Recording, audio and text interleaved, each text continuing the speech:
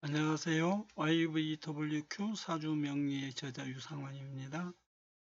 예, 이 시간에는 YQ2에 대해서 설명할까 해요. YQ2는 여기 보시는 뿌리의 군집이 중요해요.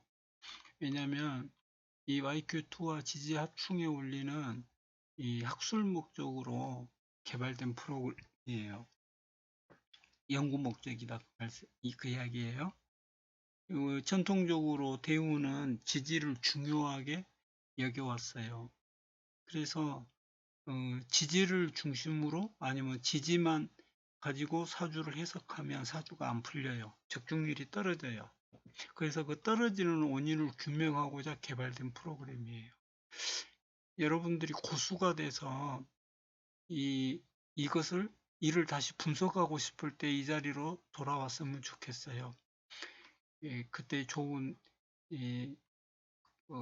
분석 자료가 되기를 바래요. 그러면 이 군집에 대해서 알아볼게요. 해안가의 산호초는 군집을 이루고 있으면서 이 해안의 침식을 막아주고 물고기들의 산란처와 서식처를 제공하게 돼요.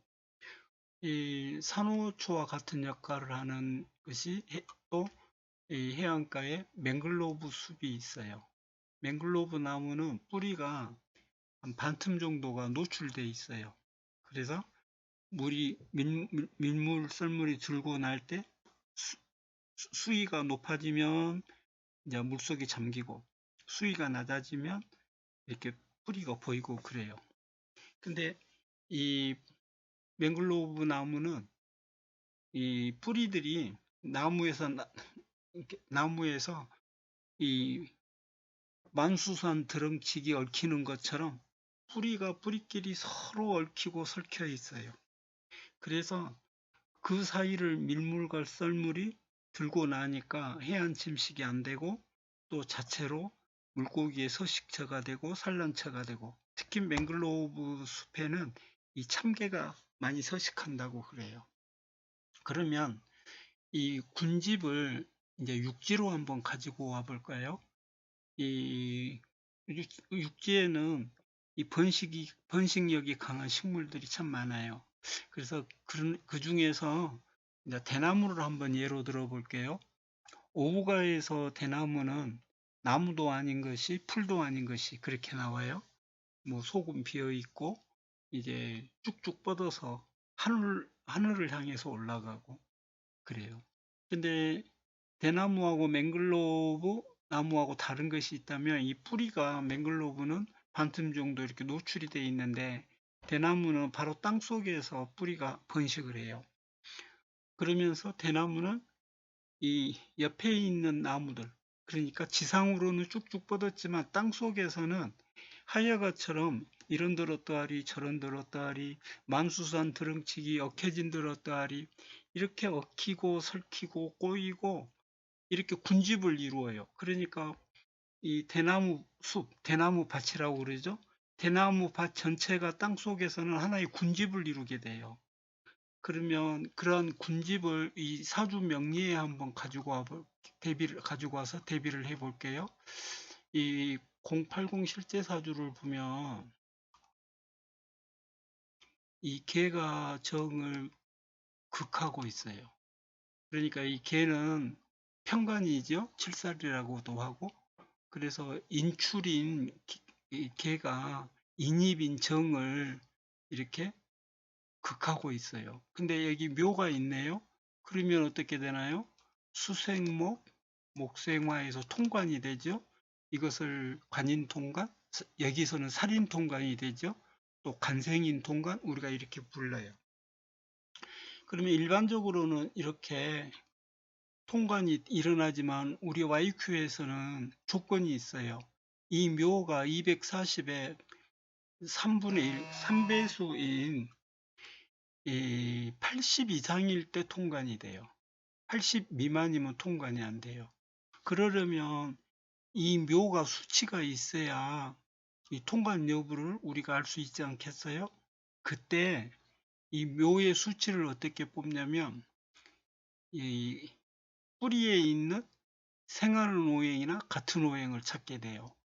그러면 한번 찾아볼게요. 여기 갑은 묘의 뿌리가 되네요. 같은 오행. 을도 뿌리가 되네요. 같은 오행이네요. 여기 을도 같은 오행이 있어요. 그 다음에 묘가 해고 가면 경하고 뿌리가 돼요. 묘는 을이니까요. 그러면 4개의 뿌리가 있어요. 그러면은 묘는 축월의 왕상세사의 상세에 해당이 되니까 왕세값이 60이에요. 그러면은 64, 24, 240이라는 얘기예요. 그러면 묘가 240이니까 80 이상이어서 이 계를 통관할 수 있다. 이런 결론이 나오게 돼요.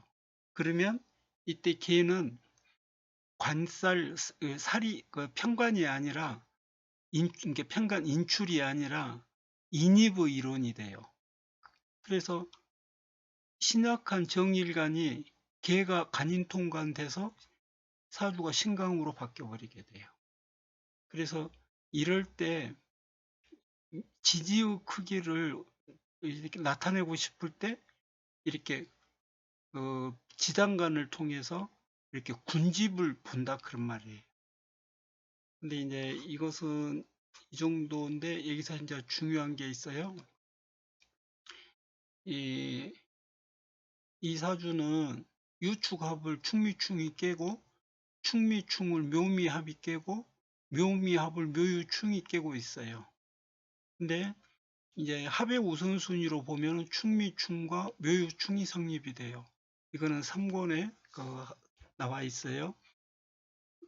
생극계에 나와 있어요. 그러면 충미충은 자체 통관이 돼요. 지장간끼리 통관이 돼요. 이것도 3권에 있어요. 근데 묘유충은 자체로 통관이 안 돼요. 그래서 충이 성립이 되면은 묘가 계를 통관을 못 해요. 그러나 여기 계가 있어서 금생수 수생목으로 모유충이 통관이 되니까 이 묘가 인수가 역할을 해서 간인 통관을 시키는데 지장이 없어요. 지금 이 말씀을 왜 드리냐면 이 지지에 너무 연연하다 보면 사주가 안 풀릴 때가 많아요. 지지는 가는 재능에 불과해요. 천간으로 투출하지 못하면 그 재능을 발휘할 수가 없어요. 그리고 이렇게 지지만 가지고 감명한다 그러면은 장애를 많이 만나게 돼요. 그래서 이럴 경우 지지는 웬만하면 다 중화가 돼서 이렇게 통관되고 구응되고 그래요. 물론 덜 안 되는 경우도 있기는 해요. 그래서 이제 이런 경우에 방금처럼 이렇게 묘 크기를 산출을 해서 간인 통관 여부를 보는 것이 좋다. 그 말씀을 드리는 거예요. 그리고 이제 다음을 보면 참배수 이야기가 나오지요. 이것은 87 그 주석을 보고 공부하시면 돼요. 그 다음에 군집이라는 얘기가 나오죠. 80 이하면 통관이 안 된다는 이야기가 나오죠. 예, 이런 것들을 여기서 보시면 돼요. 자, 이것으로 IQ2에 대한 설명을 마치겠습니다. 다음 IQ3에서 뵐 수 있으면 좋겠어요. 감사합니다.